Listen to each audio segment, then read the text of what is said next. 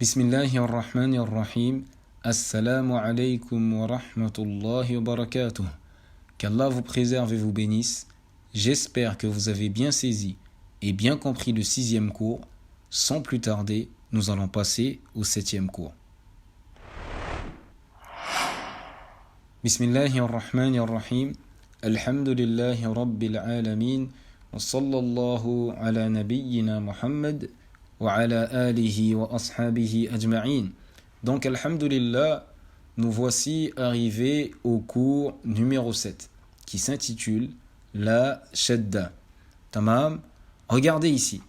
Il faut savoir qu'il existe 3 types de shadda, qui sont, premièrement, la shadda avec la fatha, représentée comme cela. Donc, la shadda, c'est ce 3 qui est couché.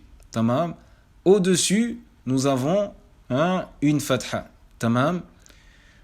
Deuxièmement, la shadda avec la dhamma. Donc c'est la même chose, le 3 il est couché, mais au-dessus, cette fois, nous avons une dhamma. Troisièmement, la shadda avec la kasra.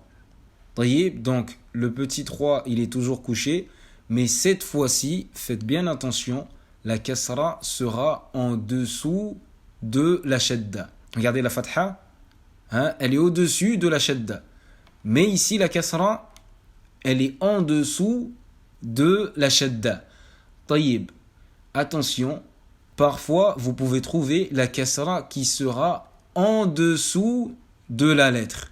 Taïb, ici, au lieu que la kasra soit ici, vous aurez la kasra ici, en dessous de la lettre. Donc ici, nous avons 2 possibilités d'écriture de la shadda avec la kasra. Soit elle sera directement en dessous de la shadda, ou soit nous aurons la kasra qui sera en dessous de la lettre. Tamam, barakallahu fikum. Taïb, nous allons commencer avec le premier type de shadda, la shadda avec la fatha. Taïb, qu'est-ce que la shadda? La shadda, c'est le fruit de la fusion de 2 lettres. Il y a 2 lettres qui se sont fusionnées et cela a fait une shadda. Et au niveau de la prononciation, la shadda est un renforcement de la prononciation de la lettre en question. Regardez avec l'exemple, cela va vous paraître un peu plus clair. Regardez ici, nous avons un fa qui porte une shadda en fatha. Donc, regardez ici, en vérité, ce fa, c'est 2 fa qui ont fusionné. Nous avons fa soukoun plus fa fatha. Cela a donné le fa qui porte une shadda avec la fatha. Donc, au niveau de la prononciation, nous allons, au début, lorsque nous allons prononcer la shadda, nous allons entendre le fa soukoun, ensuite le fa shadda. Écoutez bien, ici, tuffah. Tuffah. Donc on entend bien le fa soukoun, par la suite le fa fatha. Écoutez une deuxième fois. Tuffah. Tuffah. Tamam. Barakallahu fikum. J'espère que cela est bien compris. Je répète une dernière fois le mot. Tuffah. Tamam. Nous passons au deuxième type de shadda, qui est la shadda avec la dhamma. Donc ici, c'est la même chose que la shadda avec la fatha. C'est juste la voyelle qui change. Au lieu que ce soit une fatha, ça sera une dhamma. Regardez ici avec cet exemple, cela va vous apparaître un peu plus clair, insha'Allah ta'ala. Nous avons un ya qui porte une shadda et une dhamma. Donc je le rappelle que la shadda, c'est la fusion de 2 lettres. C'est la fusion de 2 lettres. Ici, en l'occurrence, le ya, donc c'est 2 ya. Le premier porte une soukoun et le deuxième une dhamma. Et le deuxième une dhamma. Ces 2-là assemblés ont donné cela. Ya, shadda plus dhamma. Donc, au niveau de la prononciation, nous allons entendre, regardez ici le mot au complet, Yusufiyu. D'accord, on entend bien le ya soukoun, ensuite le ya dhamma. Yusufiyu. Fiyu. Tamam. J'espère que cela a été compris. Nous passons au dernier type de shadda qui est la shadda avec la kasra. Tamam. Ici, regardez l'exemple. Donc nous avons la shadda et ensuite la kasra en dessous. Tamam. Donc c'est la même chose. Le ba qui porte une shadda et une kasra, c'est le fruit de la fusion de deux ba. Ba soukoun plus ba kasra. Ba soukoun plus ba kasra. Donc ici, lorsque nous allons prononcer ce mot, nous allons entendre Rabbi. Rabbi. On entend bien le ba soukoun au début, ensuite le ba kasra, et alhamdulillah, nous avons une prolongation en ya. Tamam. Du coup, ça fait i. Rabbi. Tamam. Barakallahu fikum.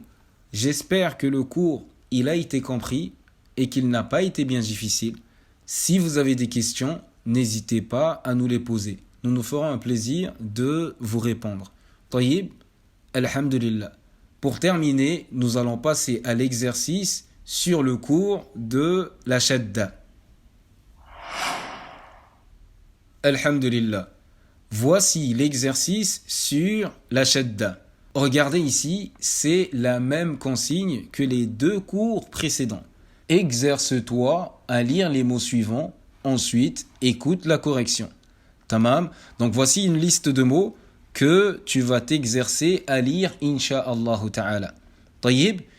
Donc, comme pour les cours précédents, tu vas appuyer sur pause, prendre le temps nécessaire pour lire ces mots et par la suite, tu pourras écouter la correction de la lecture de ces mots.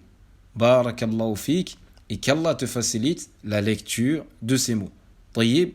Donc, tu peux appuyer sur pause.